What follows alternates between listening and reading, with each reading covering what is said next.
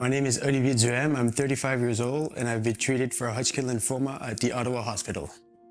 So I had some pain just before Christmas, kind of some back pain, chest pain. It was during pandemic, so I was, training a lot. I used to do Ironman, ultramarathon and stuff like that, so I was kind of in a good shape, but I was having some stomach pain and back pain. And February 7th, I remember I told my girlfriend that it was at 11 at night. I had so many pain. I'm like, all right, I'm just going at the hospital. I'm joking with the doctor. It's 4 a.m. It's like, have you ever done a scan? I'm like, I have never done a scan. So he's like, okay, I'll get you through a scan and I'll come see you back sometime in the morning. When he comes back with the result, that's like 7 a.m. in the morning, and I can see it was not the same guy that I saw at 4 a.m. in the morning. He was not joking at all. There was something in my, just near my heart, and I had two in my vertebra, the vertebrae, and the back. That was maybe the worst day, because I remember, like, again, going back home, I was thinking about my daughter, who was at that time 8 months, and I was like, am I gonna die? What's going on? I knew nothing. I had my first chemo on April 27th. So I finished my treatment September 27th, I remember. I'm like, I'm done, I should be good. I'm already in remission. I have a scan, a follow-up scan, just before Halloween. And then I get the call, like, when your doctor calls you and, before your appointment, and he's like, can you come see me at the end of the day?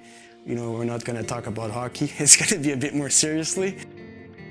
So at that point, chemo was not an option anymore for that type of cancer.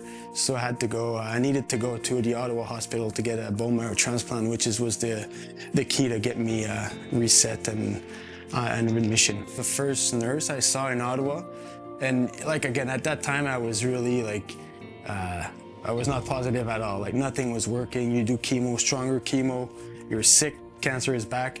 And when I finally get in Ottawa, and she goes, your case is complicated, but like, for us, like, we see that every day, and we're not gonna get you through.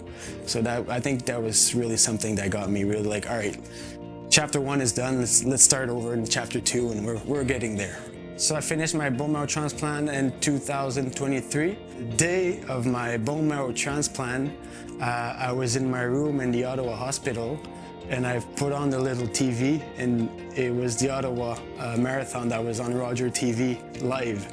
And I remember it kind of get me, but I was like, all right, I don't know when, I don't know how, because at that time I have no more hair, nothing. I just got my bone marrow transplant. I don't even know what's gonna go on, but I'm like, I'll be back on that marathon because I've done it so many times before. It's gonna be really special for me. I'm looking forward to it.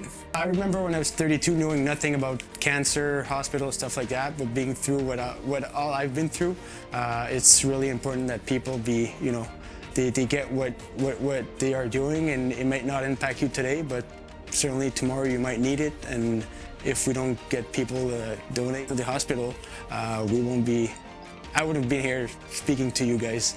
So it's really important to be aware of what they're doing and taking care of a patient.